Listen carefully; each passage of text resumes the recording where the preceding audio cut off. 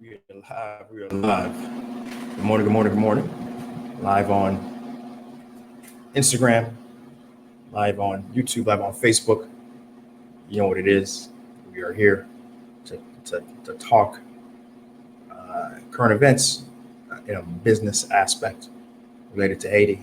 So those who are watching the stream after the fact, I appreciate you for taking that time to do so. And you can always catch us live Monday to Friday. Usually start time just about 7 a.m. each morning. Right. We have quite a bit of stuff to go through today. In fact, we're going to change the format up a little bit, where we're going to try to get through content, the news stories before, and then probably start engaging the comments, because the comments are great, but I am trying to be respectful of people's times, right? And we're gonna see if we can get out of here slightly a little earlier than usual, than we have been in the recent past streams.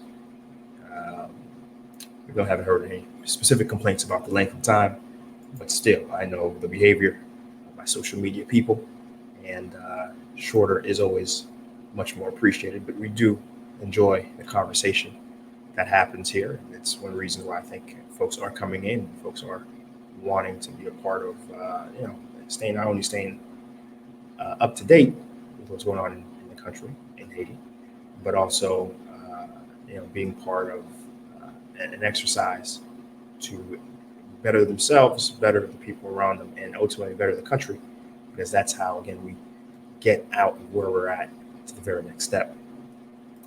Let's get through some announcements. Of course, the Seejeanty on location, Petionville droning in Haiti video has been out, and folks are appreciating that video. Folks really can't appreciate it. Can't understand. Really wrap their minds around. Is that really Petionville? Is that really Haiti? It doesn't fit the narrative that I've seen on TV, and I don't see a desolate wasteland. I see a place of buildings and roads and activity, and that's the truth. The truth is, once all this political nonsense has calmed down, we will be back to what we're used to, and certainly that video hopefully is going to add towards that argument. And as a reminder, so if you haven't watched that video yet, if you haven't shared that video yet, do make a point to go ahead and do so. It's on YouTube /CSEE Okay. HaitiBiz news site. If you can't catch the stream for whatever reason, you can always go and go to HaitiBizNews.com, right, and watch and read the articles that we're going to talk about here today, right? And that's always an option, even on the days we aren't streaming, which including Saturdays and Sundays. We're going out and grabbing news stories related to Haiti and Haiti business. We're changing it to English, because a lot of these some of the best websites are French, which is cool and all, but the diaspora doing the most impact are in America, and they speak English, and so we have that site there specifically to facilitate folks staying current and in the know, who are part of the diaspora in that sense, right? And we have bookhaiti.com, of course, if you're coming to the country and it's your first time. And again, that's every time I drop a video, usually there's someone who's, oh man, I like to come. My first time, I need some help. Bookhaiti.com is there for that. It's there to allow folks to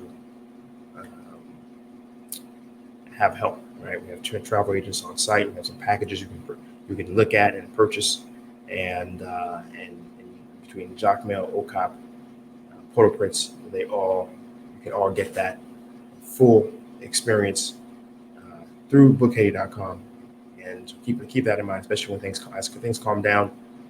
Again, bookhaiti.com is a resource for you guys. Banj GoFundMe, it is still ongoing. They have a goal of 50,000. Actually, that's the goal right now, and let's see where they're at as of today. They're pushing 19,000. They're pushing 19,000, right? So your donation to the Banj GoFundMe can make a serious impact per usual. Whatever you can provide to help bring that community center for entrepreneurs back, please do. I went ahead and put that link in the YouTube and into the Facebook chat. So I put that right there for you. There you go. And I do have somebody over in YouTube land, and we have Amaray Bay. Good morning. Thanks for catching the live, and of course commenting. Right. And certainly, so you gotta go to work, but you can always just leave it on as you go around, run around, and do your stuff, and do catch the stream later. Right, because the live stream is automatically saved. So, but thanks so much, Amaray. And again, the Banj GoFundMe, you have the links out, so donate what you can. It's so important, so crucial for the community to have, Banj return, and you can be a part of that, given everything that Banj is doing at the micro and macro level, right? And as always, share the stream. Those who are coming in right now into the YouTube, coming into the Facebook, go ahead and share the stream. That's how we can get some more folks to provide their perspective. It's not just about this one guy here. I'm in Haiti and everything, but it's not just about one perspective, right? I do appreciate other folks coming in with, sometimes parallel, but sometimes counter perspectives, and we can really discuss those on camera, and folks really can get a better sense of the full picture, because the problems of Haiti, there isn't just one way to go about it. The problem of Haiti is it's a very large elephant, and it takes many hands. It takes many hands to finally corral this elephant to greener pastures, right? So yeah, today is October 4th, and let's go ahead and hit intro.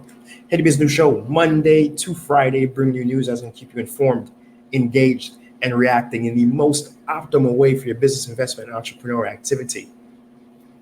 Let's talk about it.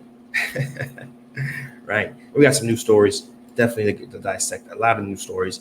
And as I mentioned at the beginning of this, what we're going to try to do this time is we're going to try to get through the news stories first, right? And of course, as I'm going through the news stories, I want you guys to certainly drop your comments, drop your perspective, and then I'm going to come back. Once I get through the news stories, I'm going to come back, and then we can really take our time and have a conversation, and have a structured conversation about what I just dropped, and sort of moderate our time a little better, because we're going a little too long the past few lives, and I think that's one way to sort of counter it, right? So let's get into some news stories.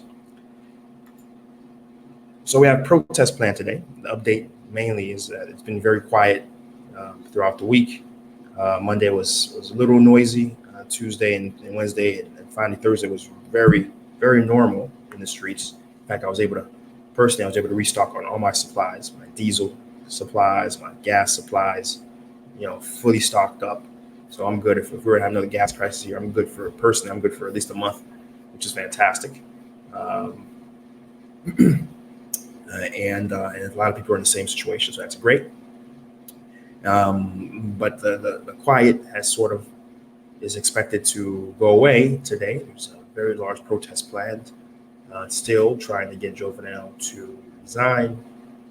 We will see ultimately how deep it goes, and also too, we'll see if it's only be one day, or if it's going to last over the weekend.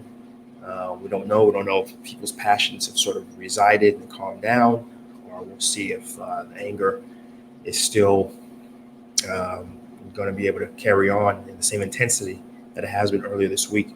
So we'll keep an eye on it. We'll pop back on Monday and let you know how the protests were. Frederica Wilson and Nancy Pelosi were in Miami to speak on Haiti. Nancy Pelosi certainly shared that she fully got the message that what Haitians in Haiti want is finally self-determination. They want U.S. meddling to stop. They want the U.S. and the core group that the U.S. is leading to stop supporting Jovenel Moise. Ambassador Sisson, the UN ambassador, so U.S. ambassador to Haiti, is described as a constant cheerleader of Jovenel, who provides him the thumb and smile to continue to move forward. So long as Jovenel feels he has that thumb and smile, he will not resign, and he will continue to not move certain things that the opposition want to be moved. For example, the Petionville investigation as one example. And they've expressed that to Nancy Pelosi, and she made it clear that she heard, she heard this, and she's going to go back to Washington and ensure that Haiti is on the agenda to be discussed, and in particular, the ineffectiveness of Jovenel, in addition to everything else. Virginia Wilson herself was planned actually to come to this event in Miami well before the current crisis. And so it was very fortuitous that her event happened at this time. In addition, she was able to rope in the Democratic head to come and listen and participate. And even in addition, they even had the State Department provide a briefing after the fact, that was off camera to many of the people who were in the room. So the big thing for Virginia Wilson provided this comment, in my opinion, because I watched it, was the fact that she stated that there was still a big question on who is next, right? Because out of those who were in the opposition, 8 or 9, the truth is they all want to be president themselves, right? It's not necessarily what they're doing to be in the best interest of the country. It's all seen really as politics, right? So there's a big question of who comes next, but she certainly hears what the people are saying. And she also is of the mindset and wants to follow through with what the will of the people in Haiti, which is Jovenel has to go, right? And so that was the big takeaway from yesterday's meeting, that the United States government needs to listen to the will of the people. And also the meeting was about Venezuela, and they made it very unequivocally clear that they do not support and continue not to support Maduro, who they consider to be a dictator, right? And next news story is concerning Jovenel Moise. President Jovenel Moise has been found out. He actually made it a point to yesterday to go to Petionville and visit Machans, street merchants on the street, and made it and shook some hands as a sort of response to the fact that news outlets were stating that he was totally absent and in hiding. In addition to going out and shaking hands and making it very clear that he's out, he also met the ambassador of the European Union at the National Palace and had talks, at a photo session, and the UN ambassador stated Europeans' willingness to support Haiti and the initiatives of development of Haiti, right? Though absent in her words were specific support for Jovenel, which is interesting. But nonetheless, the fact that the first time in months, Jovenel has begun to try to show activity, most likely, and certainly because of the many reports coming out that he was in hiding, is very telling, and goes back to what my personal criticism has been for Jovenel. He's been very reactionary in many aspects, rather than being proactive and being ahead and doing things that are absolutely necessary. He's more reactionary, and that reactionary generally has been, at least when it comes to policy, for the larger population, rather half-hearted at best. Because it's not coming from yourself; it's coming from a reaction, and a begrudging reaction, sort of like you eating broccoli, as a child, right? Au Cayes. We talked about Au Cayes yesterday, and we didn't really give it the full girth that it needed, as I've come to find out more information about Au Cayes. Au Cayes is in a very perilous situation currently. They have actually been in paralysis for over a month. Limited transportation, barricades throughout the city. Hospitals have suspended their operations. School children have not been able to get to school. There's been consistent and massive looting happening within the city. Many stores have been afraid to open their stores, open because of that. And when they do open, many shelves have been pretty much empty because deliveries have not been able to come and get to the city for the many reasons I've just mentioned, between the barricades and the constant protests, the scarcity of fuel. In fact, Au Cayes has been without fuel now going on for a few weeks, whereas the city, Port-au-Prince, has been able to restock. And this is very common, and reports are coming in from all over the provinces of stories like this, where we've seen a tremendous spike of insecurity in the provincial cities because of the political crisis in large part. And many of these cities were being covered by UN peacekeepers. As you know, many of them have withdrawn, and officially, in about 2 weeks, October 15th, we will have the formal withdrawal of the very last of the troops and police forces of the UN. And again, we're seeing a very high correlation of insecurity, right? And it's easy to say that, it's related to the current fuel crisis and it's related to the push against Jovenel, but that might be something that's being lost in all this, is that, even if without the fuel, even without without this current political crisis, these provinces are at considerably high risk for insecurity because, as we know, the Haitian state is very weak institutionally, not only providing fundings for police, but providing them adequate support, both in terms of legalness, but also, of course, in general monetary support, and not just equipment, but also in the numbers needed to effectively govern the many provincial cities that exist in the country, right? So certainly we are keeping an eye on that situation. And Au Cayes is, for all accounts, heading, if not already, in a very large humanitarian crisis. And many humanitarian groups and NGOs are keeping an eye on Au Cayes. And whenever the security situations can slightly improve, we're hearing talks of trying to get supplies in and things into that city right now, because again, that city is in tremendous peril, and the Haitian government isn't in the position right now, given the fact that we don't have a prime minister, we don't have a functioning government, and Jovenel himself is just holding on for dear life, rather than again being proactive and engaging in this larger issues happening in the country. Finally, final news story we want to talk about today is child labor.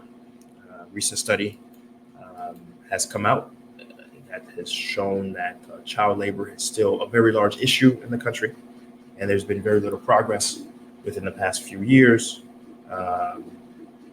against some of the most egregious offenses that have happened.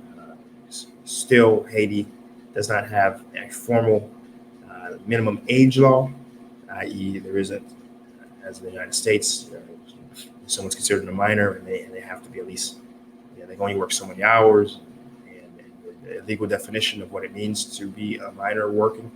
All those things do not yet legally exist, which then makes you wonder, again, what are the parliamentarians doing, right? Because at the end of the day, parliamentarians do have the legal capacity to put laws on the books, and some of the recommendations that have been propagated has been related to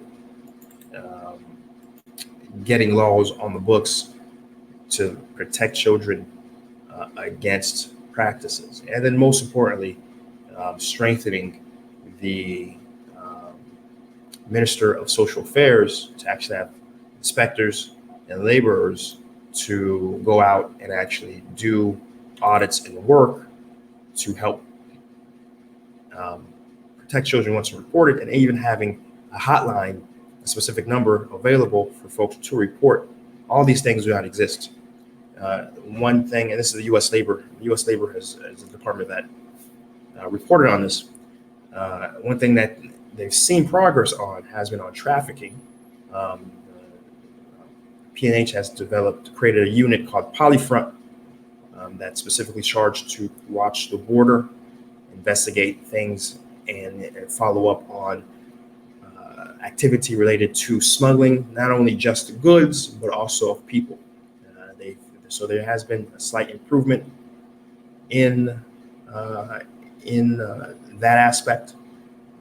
When it comes to child labor specifically, we have seen a few convictions of some more of the egregious cases, up to 17 for the prior year. That's just drop in the bucket of the amount of child labor that going on and occurring. And some of the recommendations, again, are to really provide the Minister of Social Work the capacity and the focus to improve on this, in addition to the legal framework by passing laws and things such as a helpline for folks to report when children are indeed working at too young of an age, right? And that's news stories for today, right? That's news stories for today. We had quite a few there. I'm happy that we're able to get through them all today. But now let's give some perspective on each one, right? Most to talk about the very first, which is child labor. There's a very interesting, and you have Jean. This is a name I haven't seen yet, brand new there. Good morning, welcome to the stream. And when it comes to child labor, Haiti has a practice, in particular, of I believe the term is restavek, right? Where you do have many times orphan children, and even though they have parents aren't able to take care of them. So what they do is they provide them to a patron who usually has means and can house and feed that child, and that child, in exchange, that child usually does domestic work. And very subtly, that most recent report did reference that. And from the outside looking in, the restavek process certainly is a concern. The restavek process certainly is leaves children potentially very vulnerable if they go to the wrong patron. But the reality is, culturally, because there is no safety net in Haiti, there is, really isn't a child services that exist. And even if it did, it would probably only cover a very small percentage. This system sort of exists to provide an avenue for children to find a home that can support them. And for the vast majority of cases, it works, right? The vast majority of cases, you do have children who are, in cases, able to, live in a two-bedroom, own a single-bedroom home, provide food, and in even many cases go to school as well. I've personally seen this behavior with associates that I know that have help in their home, and the help is particularly young, right? Now, in the cases of abuse, the problem really is a lot of times these folks have very little recourse if abuse happens. But understand, with the restavek system, they're not slaves, right? They can leave. And I've known cases where, if they haven't been comfortable or they've been able to save up enough money, they just leave. They're willingly, and in many cases they do leave, right? Now, of course, in cases where they've been there a long time, and the question might become, okay, when they leave, where do they go? A lot of them don't have places to go. Certainly, there should be a institution there to help serve as a place to go. All these are valid questions, valid responses, but I think this report with U.S. Department of Labor, I read the whole report. It was a 2-pager. Didn't really engage in that topic, and that's a topic that certainly is important to share, because a lot of people in Haiti, living outside of Haiti, really aren't part of the culture here, may not even know about this practice, and if they do, it might have a very negative connotation. But the reality is, with anything, there are a few bad actors that shine a negative light to others who are behaving more appropriately with that system, right? We have Arlene Jean here saying, been here, but never cut live, always watch it later. Well, I'm glad you were able to catch it live. Lawrence Gonzalez comes in, and Lawrence, by the way, he's been live a few times. I didn't give him a proper shout out. Lawrence Gonzalez is someone you want to look up, look on his Facebook. He's running a few different pages, including Checkbook, very focused on personal finance. You want to check out his Instagram as well. And in fact, I'd probably, hey Lawrence, if you want to give us your @ sign, I'll go ahead and reshare it on the stream here across all the streams here, so folks can be privy to what you got going on. He has a fantastic IG page, great stories, all focused on personal finance and improving the financial literacy of particularly the Black millennial youth in particular. So shout out to Lawrence. Appreciate you watching the live this morning. All right, so let's take a look at the rest of Lawrence's comment. The reciproc system is very problematic. Haiti should go with a 1 child per family system and reduce the strain on the economy. Just a thought. Okay, that's an interesting thought. And the second comment, there are technical slaves to poverty. So can they leave it? Bear with me here, guys. We gotta do a little something on the bottom. Boom. So the first comment of Lawrence, I do want to go ahead and provide a response to, which is, the rest of the system is potentially problematic, right? As for the things I mentioned before, really because there isn't a system in place to check, right? And certainly that is a direction that they really need to go and have a way to and a place for these children to go. So I definitely agree with you on that. A 1 child per family system. I think the biggest misconception with Haiti is that the population is a problem. There's a lot of folks coming in. Oh man, all these people here in the country. This is a problem. We need less people, which I feel is an inappropriate mindset, because in every other country, population is actually an asset.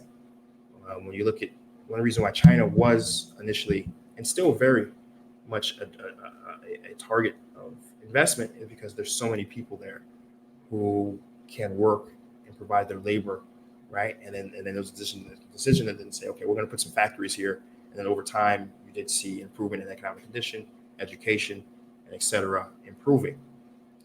India, right, certainly is known for its population, and it's known as a perspective of its population as an asset. And you go to other places across the world, and that's the same situation. You have a perspective that population is an asset. But in Haiti's case, for some weird reason, and I have an idea, their population is seen as a problem that can't be leveraged and a problem that needs to be tackled, right? And that's something that I challenge people to move their mindset around. I challenge people to think of the mindset that the population here is actually advantage. We're the second or third most populous country in the Caribbean. And if we can figure our stuff out and we can provide jobs to these people and get an economy that works and a political government that works for them, we have the potential to really provide a Caribbean basin that is tremendously powerful, right? Because if the DR is functioning appropriately, if Haiti's functioning appropriately, when Cuba finally comes in, is able to join the Caribbean market, not be in isolation, because the U.S. has deemed that it'd be in isolation, right? And then you join that into a single market for the Caribbean, you have a genuine engine that can do some really good things on a global scale. But a big part of that engine is Haiti, and a big part of that engine requires Haiti to be back on track, right? So I'm gonna have to disagree with you, Lawrence, because the underpinning of that statement of the one-child policy is that Haiti's population is a problem. It isn't. The problem is we need to get jobs here, we need to get investment here, we need to get activity here for the population. It's not that we have too much of a population. We have to change the perception that we have an India. A lot of American businesses have to understand we have an India right behind us. Remember, I'm in outsourcing. Remember, I hire very talented, very smart English-speaking Haitians to work with clients in America, and I can tell you the talent pool here is incredible. And Haiti really is an India. Haiti really is an India in our back steps here, but it's not seen as such. It's not deemed as such. It's deemed as the opposite, and that we have to change that idea and mindset. And that comment was, I think I already gauged that comment already. And Lawrence's response, let's take a look. However, the countries listed are larger and have more resources. So DR, which I mentioned, has maybe 1 million more people, right? And in Cuba, let's take a quick look at Cuba population. Let's see how much. I know Cuba's much larger, right? And yeah, Cuba has another, let's see, Cuba population versus Haiti. Let's take a quick look at that. I just type in Haiti population.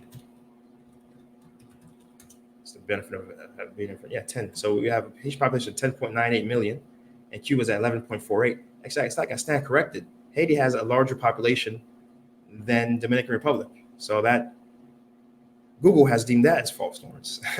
So again, my point is, right, that our mindset around the population of Haiti is wrong. We have to focus on the economic issue because we have other countries here that are just as big, right? But the mindset is, oh, there are not too many people. And that's something we have to fix. And you usually hear that from other Black people and other Haitians. Oh, there's too many people. And why is that? Why is that we say that, but every other people focus on the economic issue, right? Is it that because we don't value our own people subconsciously? Is that we view our people less than?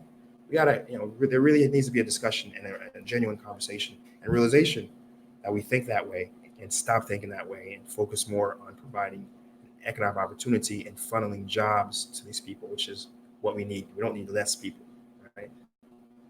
Because what are we really saying? Are we saying we want a concentration camp and lower the population? I mean, ultimately, that's where ideas would go if we don't really engage and really think about what are we really saying, right? But I appreciate that, Lawrence. I appreciate that comment. Good stuff. But yeah, that's what I wanted to add on the child labor point, and certainly we'll keep an eye on those movements, those activities, and it really does branch to a larger conversation of what exactly Parliament is doing, because truly, the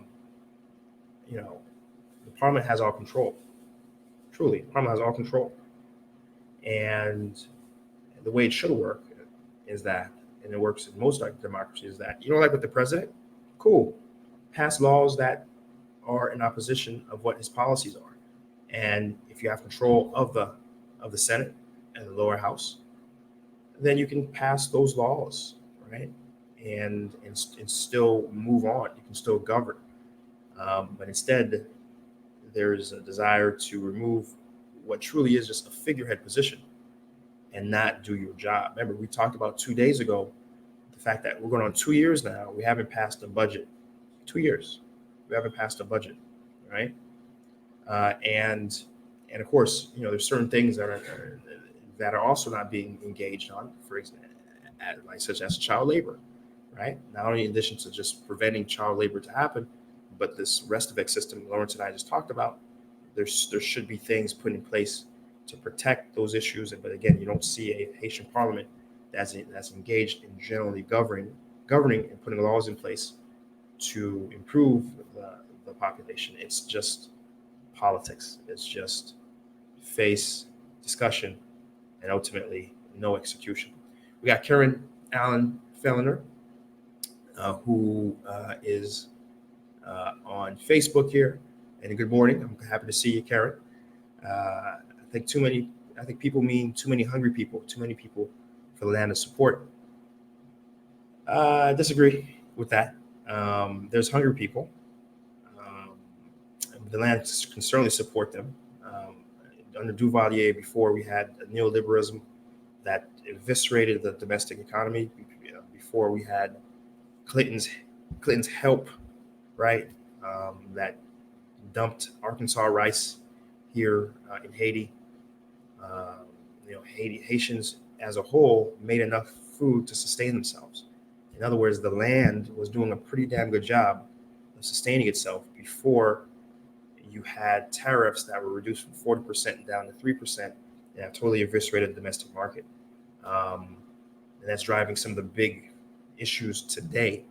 The fact that there is no incentive for domestic production to happen because our tax laws and our import laws are written backwards, written in a way that's proven not to work. And there's no engagement of the political class to improve that. No one. And the big hope was Jovenel being Negbunan, the agricultural guy, to engage those issues.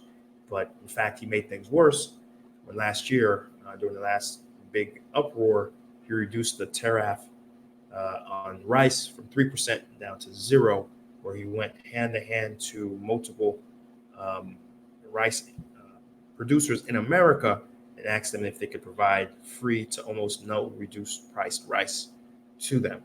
This is the same fella who, as well, Taiwan have provided, or it was Japan, Japan providing tons upon kilotons of free rice, which then they distribute at a price point that totally eviscerates the domestic market. So again, there is the Sudan can certainly support them. It's a political incapacity and inability to put policies in place to incentivize the domestic economy to re-engage in what they used to do, which is at the very least self-sustaining. And if the right policies were in place, they could do much more than that. They could produce more than what they need and start to export and really grow the economy. So again, that is totally false. And you're right, there are very many hungry people, but the hunger occurs because of lack of jobs and the lack of development that has occurred. But Karen, no, I appreciate the comment, appreciate the perspective. Hope my response helps, and I'm certainly, if you have anything more to say, please type away. Folks do, and we will appreciate you. Right, Lawrence, let's stop the neoliberal restavek slave narrative. By the way, Mark Joseph, another brother I'm familiar with. I appreciate you being in the stream today, Mark. You guys a shaker mover in South Florida, and I think you're still in the tax game. So if anyone needs taxes, do a search on Mark Joseph. He is someone who can help you very well around tax season, right? So Mark Joseph writes, Lawrence, let's stop the neoliberal restavek slave narrative. That softens the actual view of slavery exaggeration what's actually happening. You're absolutely right. Absolutely right. It's the restavek system is not slavery. It's very clear. It's not slavery. These folks aren't being held against their will. Anytime they can leave, as one counter aspect. And to follow up with what Mark has written here, without the system, a number of hungry and homeless children would be even more out of control, right? And that's goes to the heart of what I was saying before, that the restavek system actually is what I'm looking for, an organic response to the amount of children who are parentless for all intended purposes, right? So Mark, thanks for those comments. Appreciate that. Pierre Paul, good morning, my man. Consistently in the stream, consistently providing comments. Appreciate you. Good morning, Pierre Paul. You go, so why have a president since the president and minister are only a figurehead? Well, first off, it was designed as such because of we're coming out of a Duvalier dictatorship. And so they wanted impotent executive class, that executive segment of the government that wouldn't um, be problematic to democracies. That's that you have to understand the context of what we're coming out of, right? First off. Secondly, we have to understand, right, that that's really the answer, right? That's really the answer to why they're a figurehead, and why. But the question we really have to ask yourself is why is there always such a focus on those positions, even though everyone really knows that Parliament has the power to fully govern, the power to change and impact. And that's the question you have to ask. And then when you ask that question, you realize it's much easier to kick the ball and say it's the figurehead's reason why you're mad and angry. It's the figurehead's reason why we're not moving forward. It's not us who's sitting and getting a paycheck. It's not us who's sitting and certain senators are sitting on certain income drivers in the economy. There's a senator who's on top of Dwan. There's a senator who's at the top of the tax office. The senators who are top of the income that comes from even ticket writing and renting out of equipment to government work, right? And so we're not going to change that system. We're not going to try to do work, right? We're just going to instead, you know what? All your anger is the president's fault, right? And blame him, right? Where truly the engagement really should be and needs to be with the parliamentarians. The day that I know Haiti's changing is the day that the same amount of people who are taking protests against a president who doesn't mean much for the government and will never mean much, the day there's a manifestation of that same strength towards the parliamentarians, the senators and the deputies, that's when I know Haiti is moving in the right direction, right? Let's see, Mark. No problem, my brother. No problem. Let's see, Bounce Boogie. Is there any politicians that are planning to run for office that would benefit the country that you know of? The problem is they all say the right things, right? They all say the right things. Jovenel, go look at his campaigning. He was saying some really good stuff, right? In terms of what we need to do, improve agriculture, focus on jobs, focus on development, focus on inward investment, focus on the environment, the legal environment for investors. He was saying all the right things, and all the guys right now that are pushing things are also saying the right things. So if I were to go by what they're saying, I could provide some recommendations, but get out of here, fly. But I can't, right? But I can't because once again, the office, it's a wholly different animal, right? So unfortunately, I can't. It's very sad, right? Not very sad. There's a better word. Very hopeless, I guess you can say, is really the word, because if there is no alternative for hope, no alternative for advancement through politics, what can you really hope for Haiti moving forward if there isn't anywhere you can lay your hat on politically in terms of alternative that can move the country forward? We don't know. All we can do is pray and have these conversations here, because at the end of the day, our engagement in Haiti can drive change.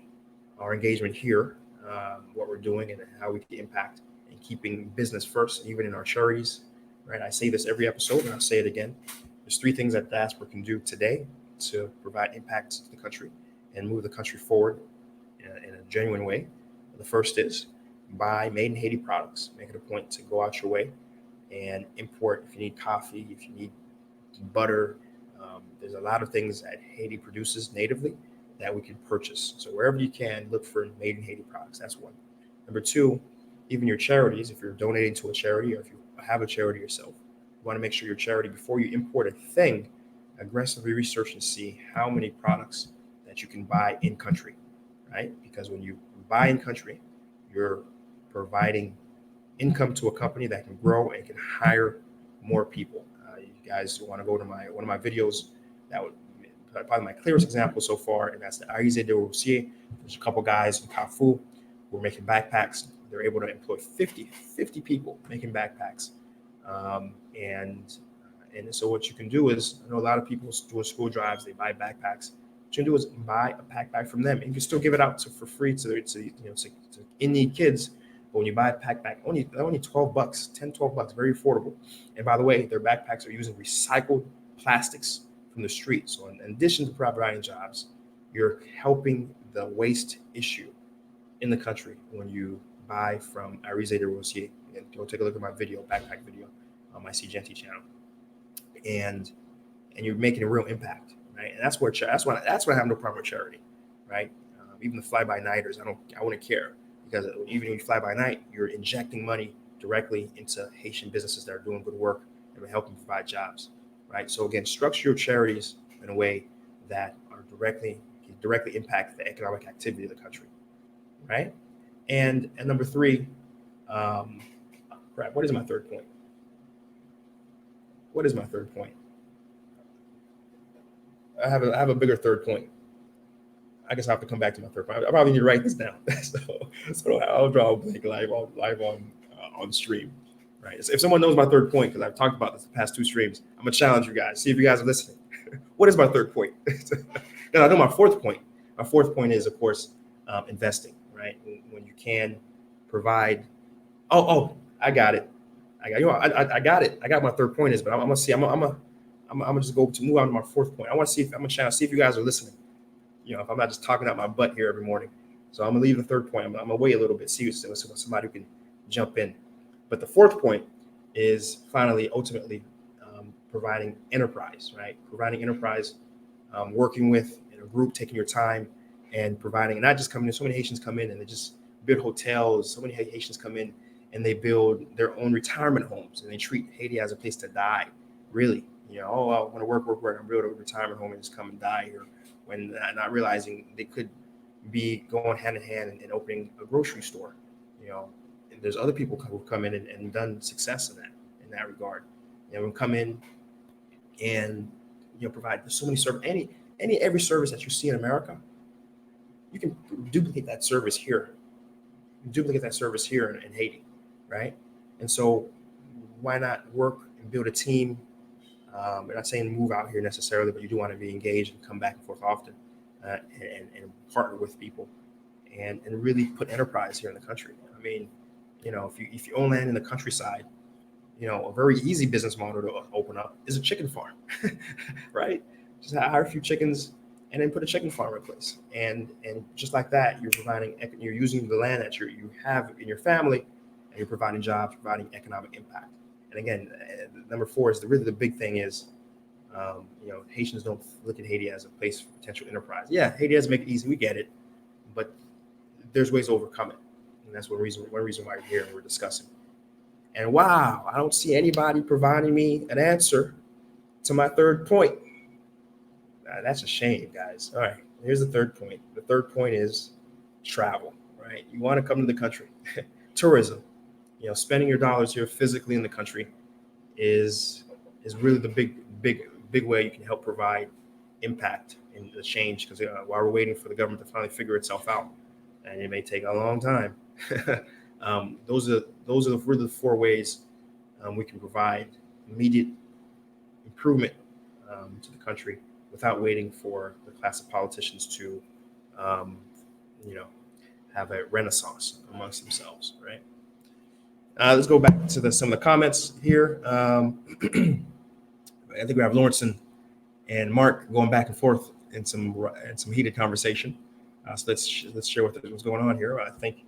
I don't think we're far apart on this situation. We've started the rest of the system saying in agreement that it's problematic. Second, we discuss famine, unemployment, and opportunity. Reducing orphan birth rate helps reduce economic burden, less mouths to feed, more focus of putting people to work. Could there be a move in the right trajectory politically to strengthen the state steadily weakening? And then Lawrence goes, reducing drain would mean more money towards shifting the workforce, gearing people up towards meaningful work. If Mark wants some permanent underclass, that's him. but I think we can move past the stopgap. All right, all right.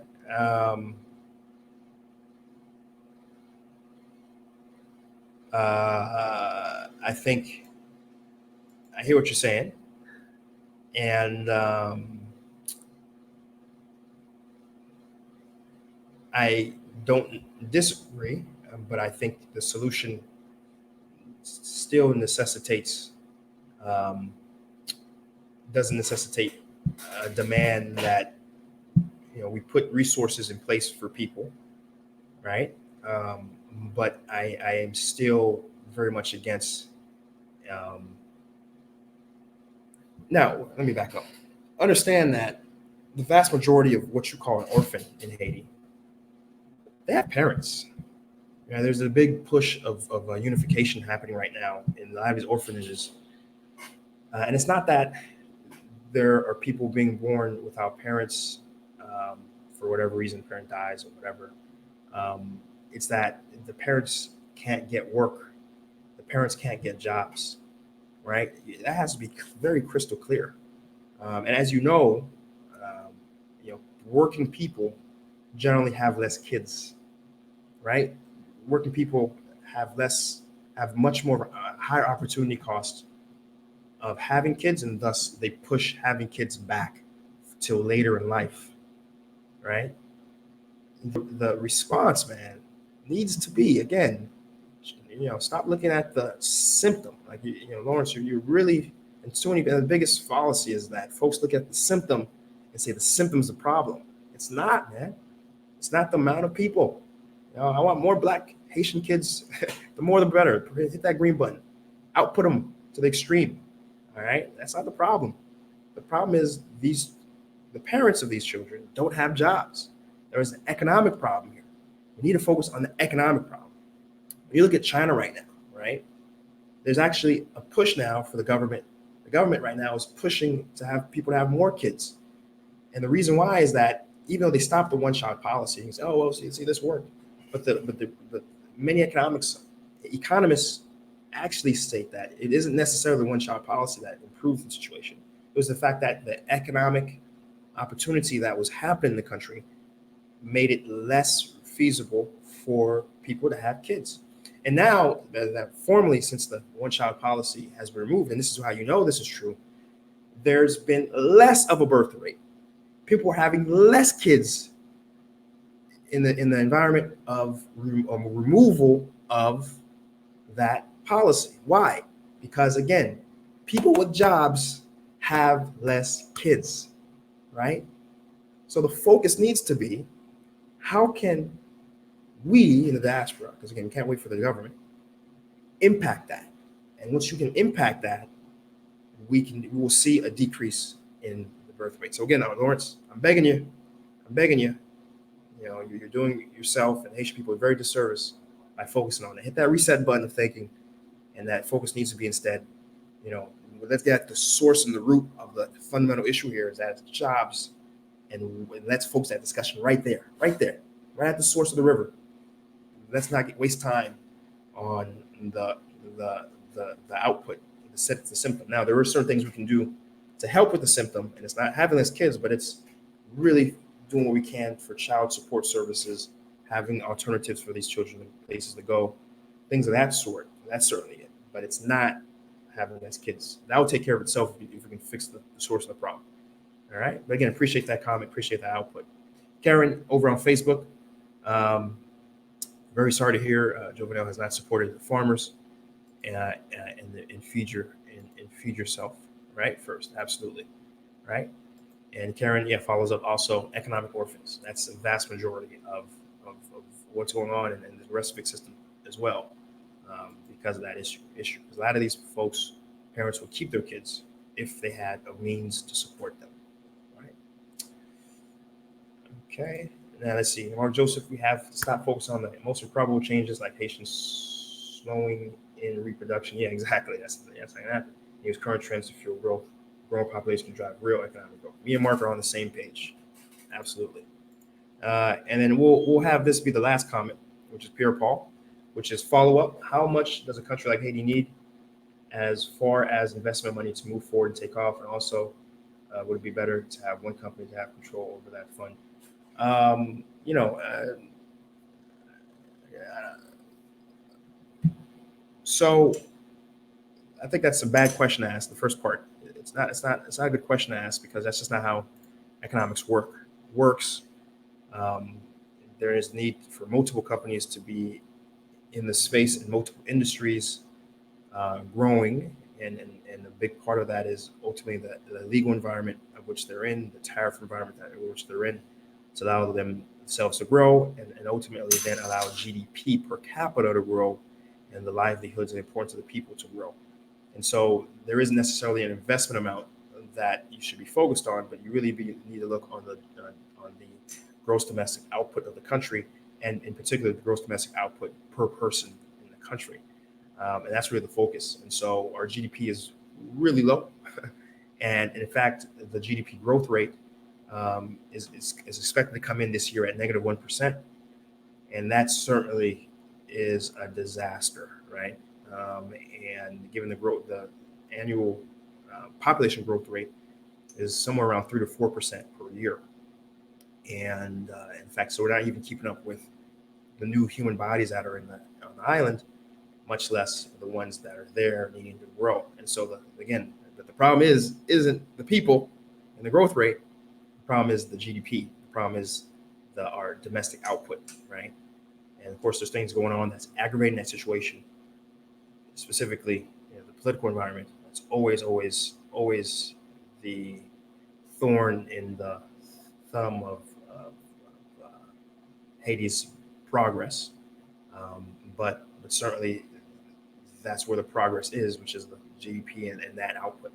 So again, there isn't a specific investment number you need to focus on. You just need to focus on how to improve the environment in general. And while we're waiting for that to happen, which may take a while, how can we move forward given the environment by creating an ecosystem amongst ourselves to help support and move each other's businesses forward, right? So that right now is where the conversation needs to be today. Conversation tomorrow needs to be what can we do to get the government to implement the proper policies to encourage growth, and then everything else will take care of itself, right? Because once you can start getting jobs, once as I mentioned before, many of these people in the streets are out there because they're jobless. I know my staff here, despite the worst moments during this political crisis, they're coming to work, right? Every one of my guys are coming to work, even though I've told them to stay home. Like, no, you're here, boss. So we're coming in. And many of my other associates who have businesses here in the country, many of my other associates here who have much larger operations, they're reporting at least 90% attendance rates. Meaning, again, whatever you may see and think of Haiti and see the images, just know that the vast majority of people on those streets, if they had a place to work, they wouldn't be on the street. And so again, it goes back, and I'll say it again, and I'll say it again, and I'll say it again. Fundamental issue of plaguing Haiti is jobs, and we don't have to wait for politicians to solve the issue, right? A lot of people say, well, the politicians are the issue. No, well, if we had more jobs, we could, in a generation, these people working could educate their kids, and then we have a class of educated children, people who can potentially then put in a smarter class of politicians. It all goes back.